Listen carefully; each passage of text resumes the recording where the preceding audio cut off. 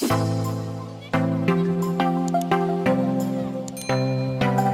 voilà, c'est parti. Aujourd'hui, on commence le cœur du sujet de la chaîne, l'investissement immobilier. Tu vas voir que c'est ça la clé de ta liberté.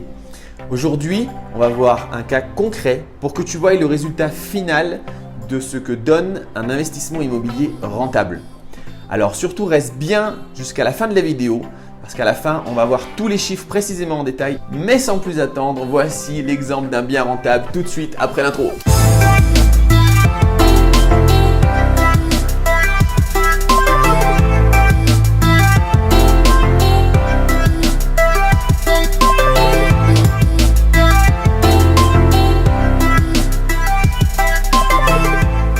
Aujourd'hui, je vais te présenter l'un de mes appartements. C'est un appartement qui fait 112 mètres carrés, qui était au prix de vente à 190 000 euros et que j'ai acheté 142 000 euros. Alors, c'était 142 000 euros, ça c'est le prix d'achat, plus 8 000 euros de frais d'agence et enfin 11 400 euros de frais de notaire.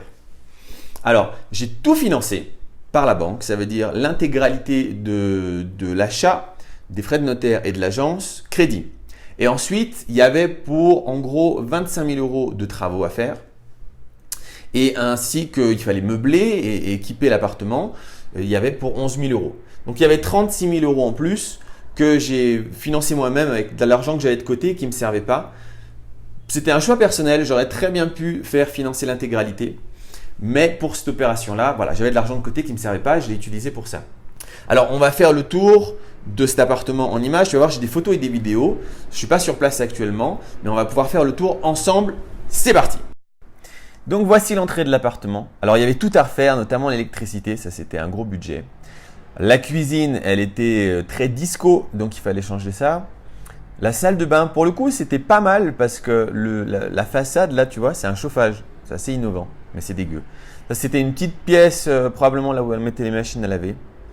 Et ensuite, il y avait 3 chambres d'origine. Donc ça, c'est la première avec une magnifique tapisserie. La deuxième, tapisserie toujours aussi belle. Et enfin, la 3e chambre. Le salon qui, lui, était un grand salon, tu vois, mais séparé en deux par un espèce de demi-mur. Probablement pour faire un coin salon et le coin séjour. Alors, l'avantage de ce salon, c'est qu'il était grand et il y avait des belles fenêtres qui donnaient une belle luminosité.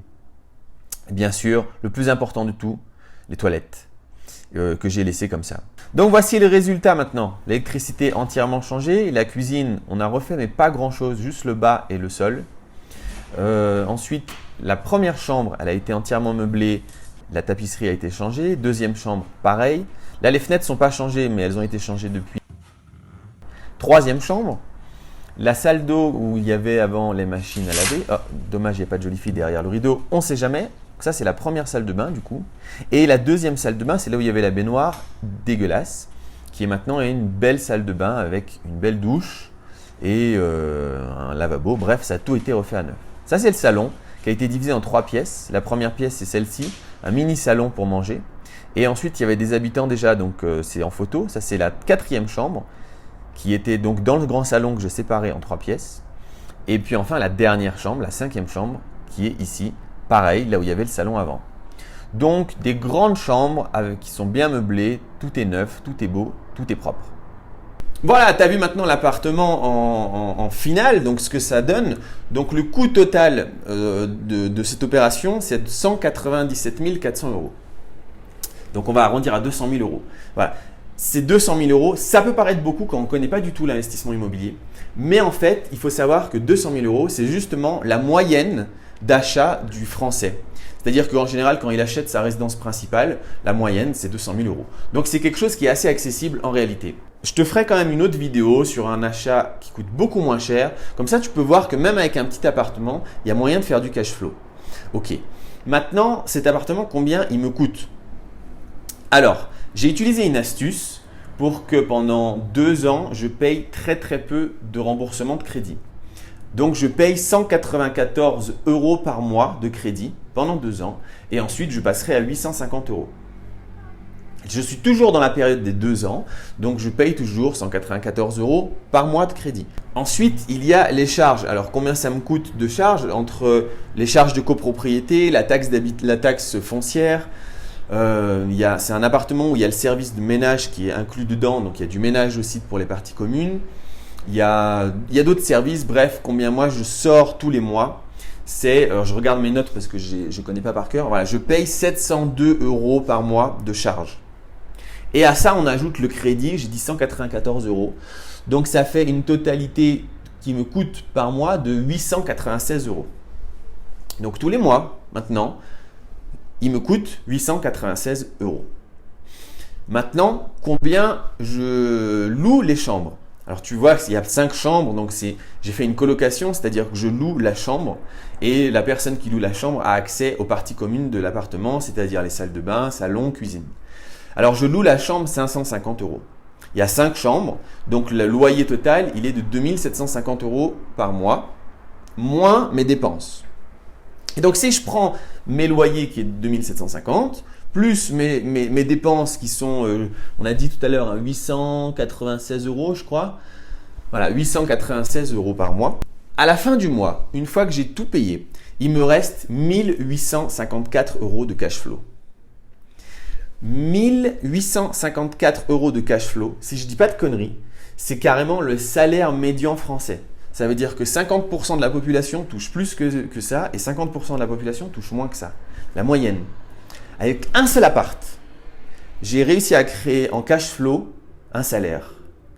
Maintenant, pense plus loin. Imagine maintenant que tu en as 5 des appartements comme ça. Ou même imagine, puisqu'on peut le faire en 5 ans, c'est l'objectif de la chaîne, c'est que tu te libères du travail en 5 ans. Et tu vas voir qu'un appartement, entre le moment où tu décides de l'acheter et où tu l'achètes et qu'il y a des locataires dedans, en gros, il faut 6 mois. Ça veut dire que c'est totalement possible en 5 ans d'acheter 10 appartements comme ça. Alors 1854 € de loyer, fois 10, si tu as eu le temps d'acheter 10 appartements comme ça, tu es à 18 500 € de cash flow par mois. Est-ce que tu vois la puissance de l'investissement immobilier?